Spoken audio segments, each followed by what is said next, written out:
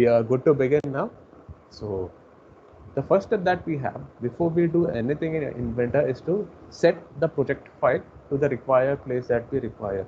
In assembly, we will be calling a lot of components which we have already made. So if you are not setting the project file, then what happens is every now and then you will have to go browse to the specific location and then select a component, call it. So to avoid all these difficulties, first step is setting the project file. We are now dealing with the assembly of a tool holder. So I will open the project file which I had created for tool holder. In Autodesk 2018, you can directly set the project file from here. Just give me 2 minutes.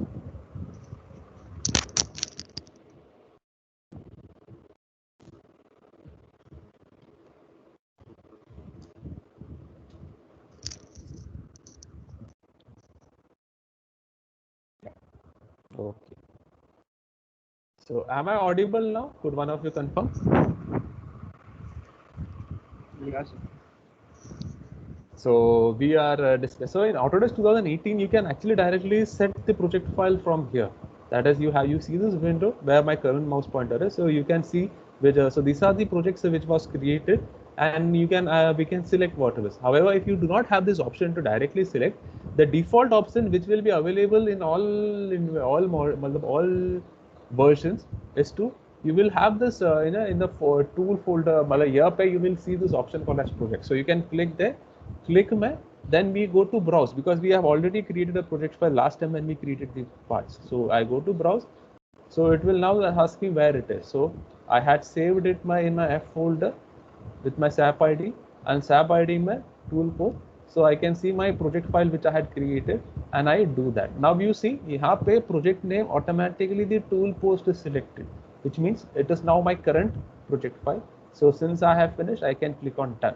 And here also now you see it is now tool post which is ticked. Now I am going to create an assembly. So creating an assembly, the standard or traditional method to go there, go to file may go to new. In new may again click on new. If you are going to click this default version, then in generally depending upon the default settings which you have for your Inventor, those settings will be loaded. So currently in my Inventor, the default setting which is there is inches. So if directly I click on assembly, then the entire window will be converted to inches. But yes, I can default, I can later on go and change them into mm. That is not an issue, but generally let us avoid all that, and from the basic starting itself, let us choose the correct template. So I go to create new में metric. Now the last time you were always making paths. So from this path section you would create standard IPT. But now we are going to create an assembly. So from the assembly section, select this one, that is standard IAM, this file which I have just highlighted, and then I click on create.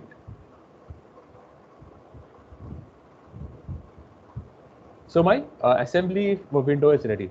Now assembly window there are two particular options that are available. One option is कि you say for you create parts currently during the assembly itself, or second option is you initially create different parts and go and select those different parts, which means in our case what has happened, we have already created the various parts for a tool folder, for a tool post. So we need not now create once again, that is we just need to go and pick. So we will be using the first command, that is place command. That is we will be going and picking, we will be selecting the required components and we will be placing it into this section. Otherwise, if you do not have a component, then you can use this create. You can create a part and then you can call it. So we are going to place, clicking on place. So directly since my project file was set, you see here tool post ka folder directly opened, and these are the various paths which I have created and saved. So the first part that I will call shall be my the basic first component, that will be, I will start with my body. So let me call body. I am inserting, I will bring my body here and it is placed. I will now see it has not yet been placed. Okay, I just called my body and now it is moving along with my mouse pointer. The moment I click somewhere at that particular position, my body will be placed. So I have reached here, I am just giving one click left button and my body has currently been placed at this particular location.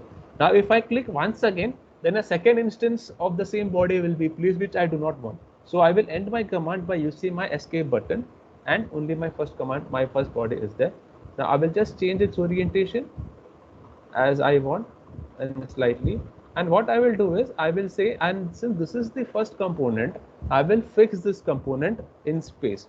because now this component can be rotated, it can be revolved, it can be moved, it can be moved, it can be done anything, but we want this component to be fixed in space. So that is why I will right click on this component and I will select this option called as grounded. Grounded matlab this is my fixed component. Now all assembly constraints that I will be showing or I will be giving will be with respect to this particular component. So I have finished my first component, that I just fixed it up. This is my first component which I called. Second, I'll go to place once again. From place I will call my second component, which is the block that we got. I've called the block. I click on open. Now my block is currently at the instance of my mouse. So it is moving along with my mouse, as you can see. The moment I click it somewhere, the instance becomes real, and then a second instance will be available for me to place it. But since I do not want this instance, I will click on escape, and this is done. Now these components these are actually two different components which have to be assembled, but now they are separated. To make this assembled, we have this command called as constraint. We will mostly be dealing only with this constraint command throughout this syllabus or throughout the entire semester. So in constraint command, when I click, you will be getting a lot of options, and in this also mostly we will be dealing with the first command, which is mate, and sometimes we'll be dealing with the second command most of the time, which is angle. So mate mein matlab if you want to align two axes, if you want to align two faces or two surfaces, you use all this mate command. So first we know that is the axis of this body should be matching with the axis of the second component, correct? So for that I use my where is my mate command? Yeah, I use my constraint command, and I will just move my mouse around this first component. Now you see this axis is highlighted. So if I click, it means that axis is highlighted. Now I will select the axis of the second command also, or the second block. यहाँ पे the axis is not being highlighting, so I'm moving it my mouse such that this axis is highlighted. Now if I use my mouse somewhere, so now you see I can see the axis. So I will just click on it. So now you see automatically I will just, since done, I will now click. Wait, I will just select constraint. I will repeat it once again. Axis. यहाँ पे let me select this axis, and I will click on apply, and then I will click on axis. Now what has happened is, you see the axis of my first component and my second component are aligned, but they are not. So now my body is now constrained or restricted to move only along this axis. If I am trying to move my axis, see, if you can see my mouse pointer, I am just taking it to the extreme points, but still the body, the second component is just moving up or down or rotating about the axis. That is because how I constrained or I have aligned the axes of these two bodies. Now the second option that we have is, second thing that we need to do, I will just rotate the component slightly. Yeah. The second option is this interior face that you see.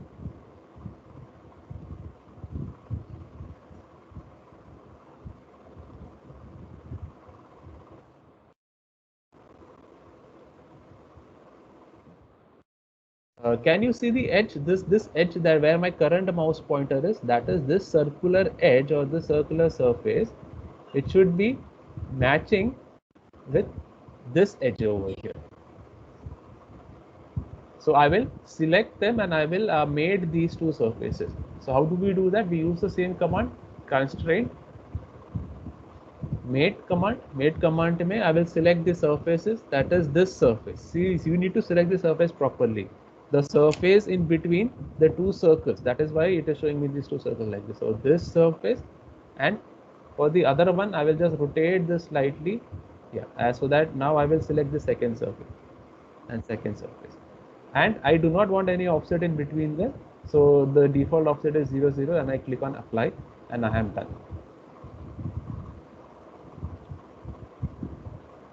Now what has happened, if you see, now since these two surfaces are aligned, the block cannot. Now first only the axes were aligned, that is why the block could move up and down, or it could rotate about that axis. Now we have fixed, or we have we have mated these two surfaces. Since these two surfaces are now in contact, therefore this block cannot move up and down. Now the only possible motion for this block is rotation. It is rotating such that the axes are aligned and the surfaces are also in contact. Now if you do anything, it will not move up or down, it will just keep on aligning. Now if you want to block this also, then what we can do is, let me just rotate the figure slightly.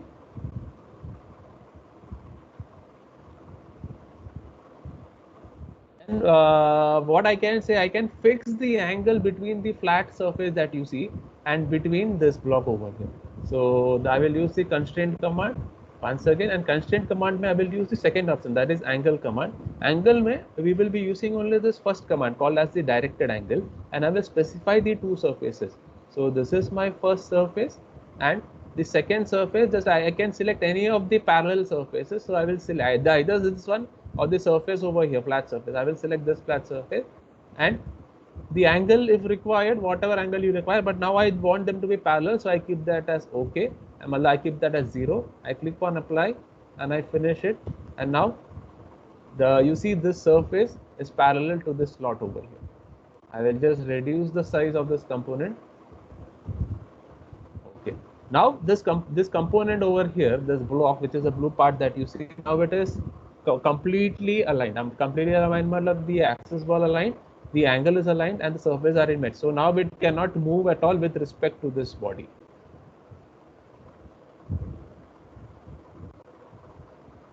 Now I will place another component. So this component which you have to create, the call as the tool guide, I will call that component. I will first arbitrarily place it somewhere.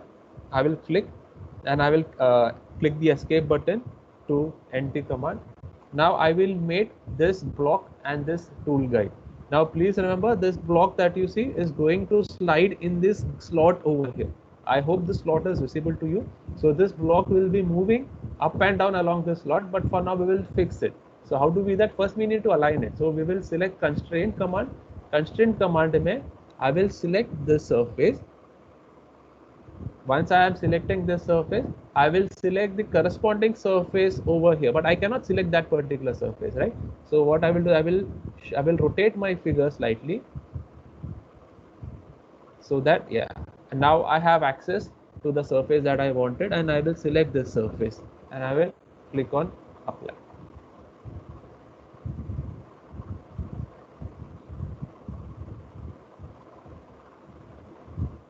So those two surfaces are in contact. So one constraint I have given. Now it cannot. Now we see it cannot. Now it cannot. Even though it appears to you like it is moving up and down, it is actually moving. मतलब यहाँ पे up and down मतलब क्या हो गया कि it is moving along the same surface. I will just show the right view. See, now you see, since the right view it would be very clearer. Now I am doing anything, no matter whatever I do, it will simply move up and down, because what I have said is this edge or this surface. Let me slightly rotate this. What I said is this surface over here and the corresponding inner surface should always be meet, or this should always be aligned. That is what we were saying. So that is why even it is when all type of motion which I am trying, they're just moving up and down, so that these surfaces will always be aligned. That is a constraint that we have given. Now if I want to avoid this up and down motion, then I will need to fix the gap. I will need to align the bottom surface and the top surface of this block.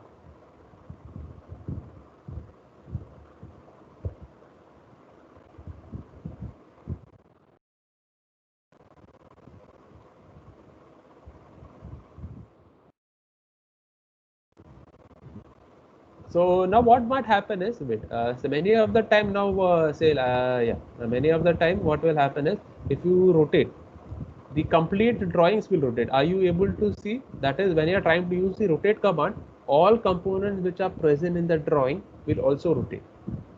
So that might be difficult for us sometime while selecting surfaces. Now here, for example, if I want to select this surface, I select this surface, then I will have to rotate the drawing once again. So many of the time, if you just want the individual component to rotate, then you have this option called as free rotate. When I click on free rotate, only the part which I have selected will rotate. So the other assembly, if you see, it is stationary, it is not rotating. However, if I use the general rotate command, then all components which are visible to you will also rotate.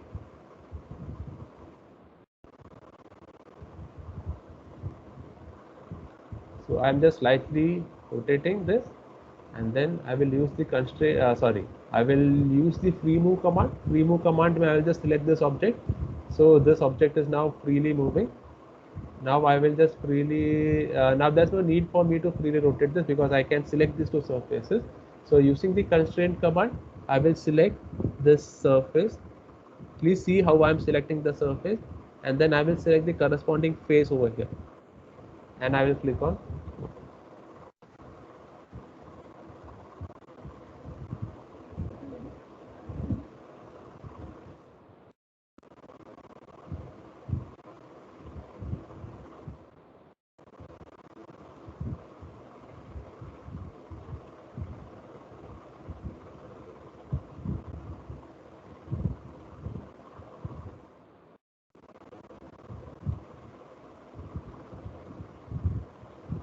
Now the only motion that is possible for this guide is this motion along this axis that you can see. It cannot move up, it cannot move sideways, it can only move along this axis now, because I have already prevented the other two motions. So now I can prevent this motion simply by specifying the distance between this face and this top face. So if I can fix that also, then this body will be completely fixed.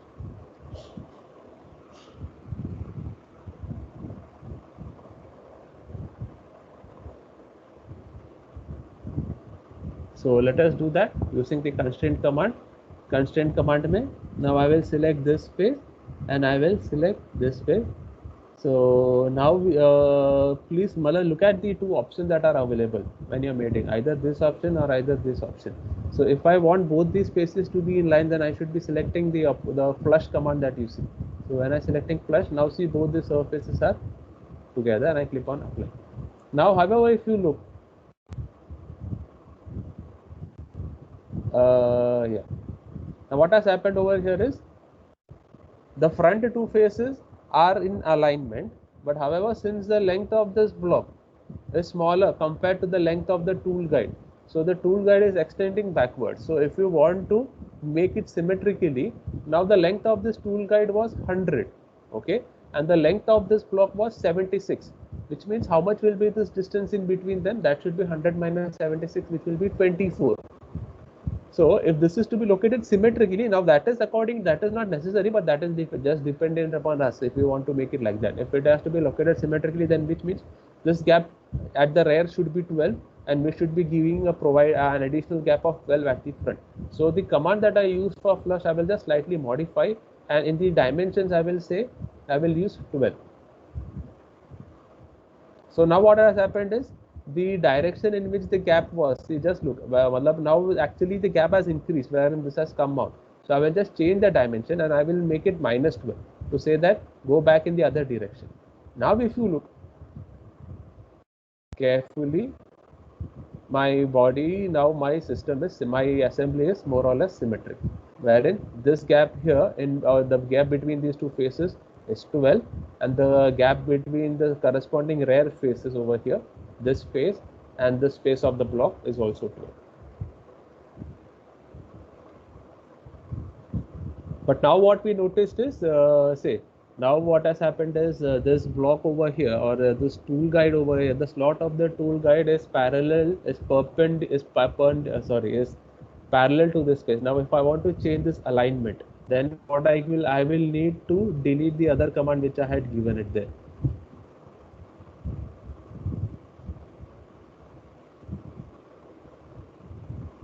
Between the blocks, so I will just delete this angle command here, and I will specify a new constraint, and I will specify a new angle command going to angle, the first option, and I will say angle between this face and this.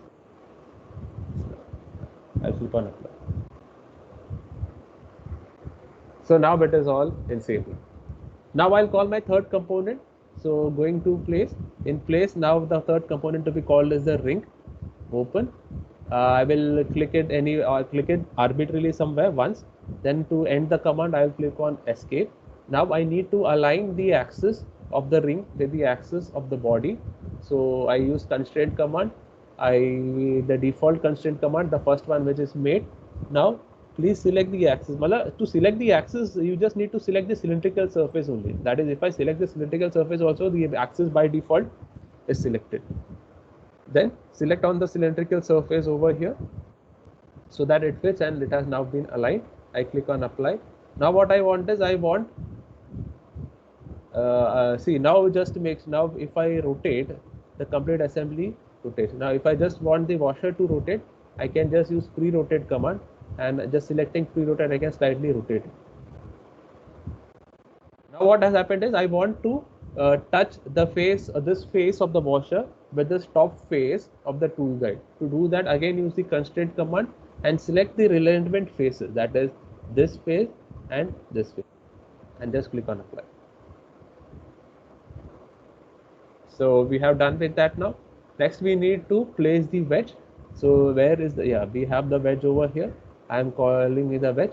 Just placing it arbitrarily once somewhere and then clicking on the escape will end the command. Now I need to assemble this wedge onto this rectangular slot such that it will be in between the rectangular slot and the bottom surface of the wedge, which is in curved nature, will touch the bottom surface of this washer also. Sorry, we'll touch the top surface of this washer, which is also curved in nature.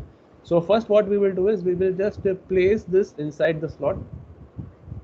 So what to do that, I will select the inner face of the rectangular slot and this outer face of the wedge. Now if you remember, the thickness of the wedge was 8 mm, was 18 mm. However, the thickness of the slot was 22 mm. Now if I use the command that I have currently, then there will be no gap here. However, on the other side there will be a gap of 4 mm in this space. To avoid that, so I will give gaps on each side equally. So I will mention that the offset between these two faces that I have selected is to be 2. So now you see that slightly just shifted up, and now I click on apply. So now can you see the gap in between them? It's 2 mm here and it's 2 mm here. Otherwise it would have been 0 mm here and 4 mm here. However, this is not finished because I have just done one surface. Now you see this wedge is free to move up and down also. So to avoid that, now I need to constrain this curved surface of the wedge with the top curved surface of the ring. I will select it and I will click on apply. Now let me check if my figure is constrained. My figure is still not constrained. Well, what is happening is it is moving simply along this curve. So horizontally it cannot move because there is a constraint between these two faces. So it cannot move in this direction. It cannot move up or down directly because we have said that these surfaces should always be in contact. That is, these extended planes should be always in contact. That is why it is just moving in this particular fashion. So if you want to avoid this, then you will have to do something, so that you have to specify the angle between this face and any other flat face. Which means if you are specifying that angle should always be constant, then you are preventing all different motions that are possible. So to do that, I will just say I will use the constraint command, I will use the angle command. Angle command में first one directed angle में I will select this face and another parallel face here, and I will say the angle between them is 0. Now what has happened is I am specifying that you move it whatever you are, but always ensure that the angle between these two faces are 0 degree. Since the angle between these two faces are 0 degree, it cannot move up and it cannot move along the curve, right? It can only move up or it can move only horizontally. But now because of the other constraints, the constraint between these faces and the constraint that it should be touching, all motions or all possible motions for this wedge is now prevented. Now I need to add the screw. So I go to place, once I go to place, call the screw, click on open, click arbitrarily somewhere. For one instance, click on escape.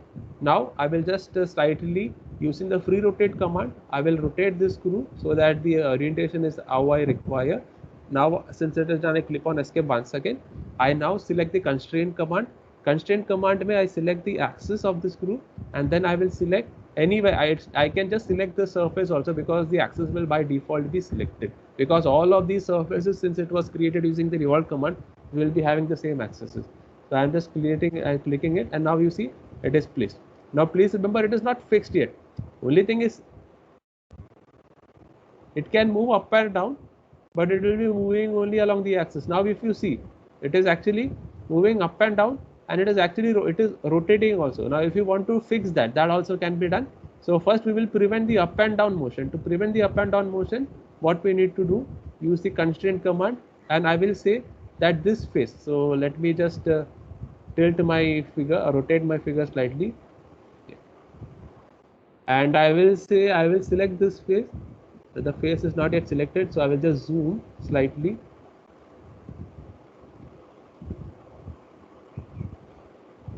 I have zoom. Now I will say, wait, let me close this command here. Now I'll select this face. Now you see the two circles, the inner circle and outer circle highlighted, which means the face is selected, respective face is selected. Now I want to face the bottom face of the screw. So to do that, I will need to rotate it. So I use the free rotate command. Free rotate command में I just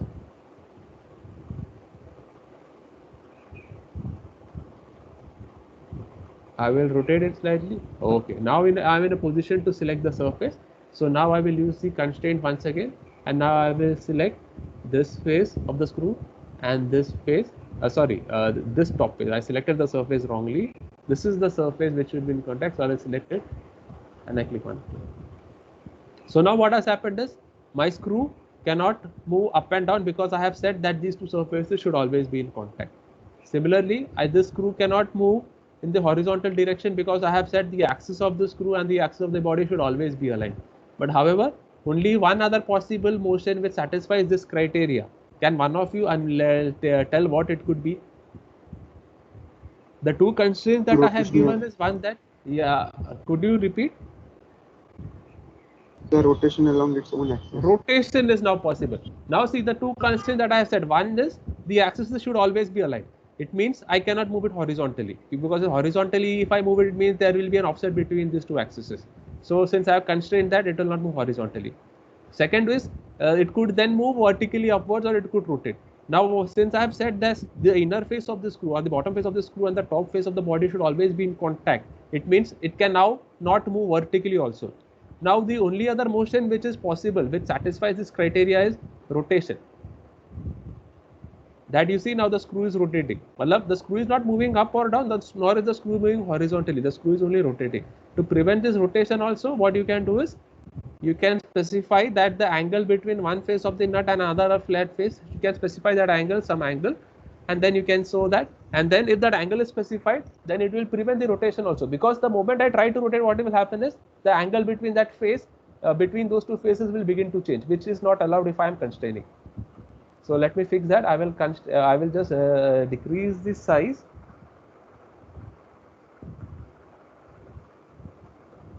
So using the constraint command now. Okay, I will just along with the size, I will slightly. Okay, so I'm using the constraint command, and I will just select one face of the screw, and I can select any parallel face. Okay, there is no such compulsion. That is, I can select this face, or I could select this face of the wedge. Any face which is visible to me, I can select. I can select this face also, and I will say always. I will use the angle command. First an angle में the directed angle command always, and I will always specify. By default, the angle is 0. So when I'm constraining, it means the angle between these two faces should always be 0. I click on apply. Now if I try to rotate, it will not rotate because I have said this angle should not be rotated. If it has to rotate, then this angle cannot be 0. Angle will keep on changing, which is not allowed. So my assembly is now ready. I can now reduce the zoom size.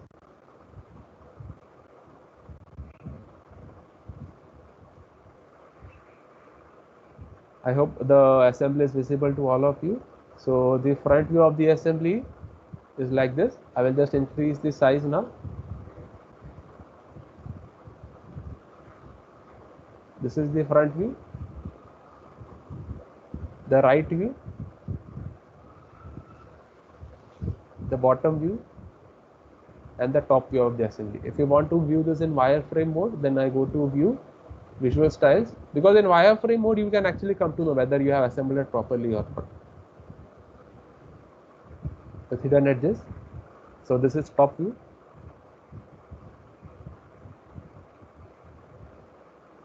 This is back view, right view, front view.